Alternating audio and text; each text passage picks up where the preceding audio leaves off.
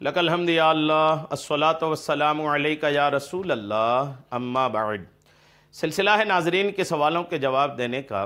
ناظرین میں سے انہوں نے کمنٹس میں سوال لکھی ہیں کہ ہمارا گھر چھوٹا ہے اور تہجد کے وقت جب ہم اٹھتے ہیں تو کوئی دوسرا اگر لائٹ جلاتے ہیں تو دوسرے کوئی سونے والے ڈسٹرب نہ ہو، ان کو تکلیف نہ ہو، تو لائٹ جلائے بنا، اجالا کیے بنا اندھیرے میں تہجد کی نماز پڑھنا کیسا ہے؟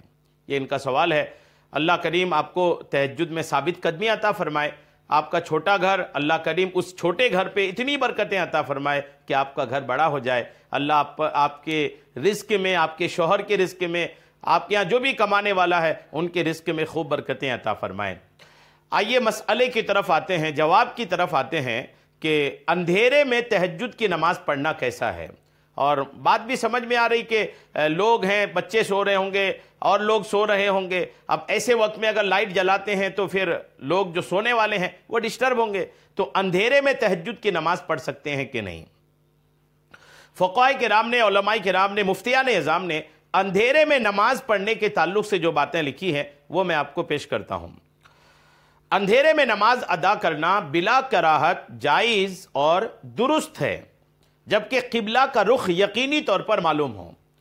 اندھیرے میں اگر ایسا ہے کہ قبلہ جو ہے، کعبہ کس طرف ہے، یہ آپ پر اگر کلیئر ہے تو اندھیرے میں نماز پڑھنے میں کوئی حرج نہیں ہے۔ بعض اوقات اندھیرے کی وجہ سے یہ پتہ نہیں چلتا کہ کعبہ کس طرف ہے، اگر یہ معاملہ ہے تو پھر تو اجالا کرنا پڑے گا۔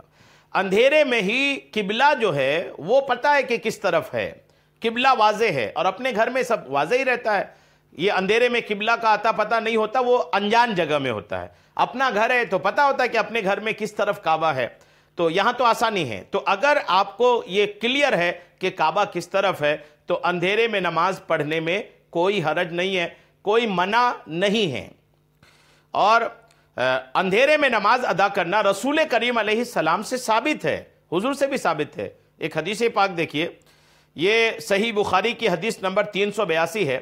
سیدہ عائشہ رضی اللہ تعالی عنہ سے روایتیں کہتی ہیں کہ میں رسول کونین صلی اللہ تعالی علیہ وسلم کے سامنے لیٹی ہوئی ہوتی اور میرے دونوں پیر نبی کریم علیہ السلام کے قبلہ کی جانب میں تھے۔ جب آپ سجدہ کرتے تو آپ اشارہ کرتے تو میں اپنے دونوں پیروں کو سمیٹ لیتی، جب آپ قیام میں جاتے تو میں پیروں کو پھیلا لیتی۔